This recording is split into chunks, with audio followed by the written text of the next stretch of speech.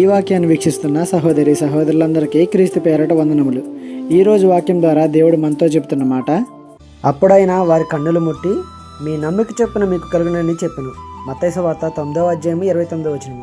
ఇద్దరు గుడ్డివారు యేసయ్య వెంట వచ్చి మమ్మల్ని కనికరించమని చెప్పిన సందర్భం ఇది. అక్కడ యేసయ్య వారిని అడుగుతారు, నేను మిమ్మల్ని స్వస్థపరచగలను అని మీరు నమ్ముతున్నారా అని. అప్పుడు వారు నమ్ముతున్నాం ప్రభువా అంటారు.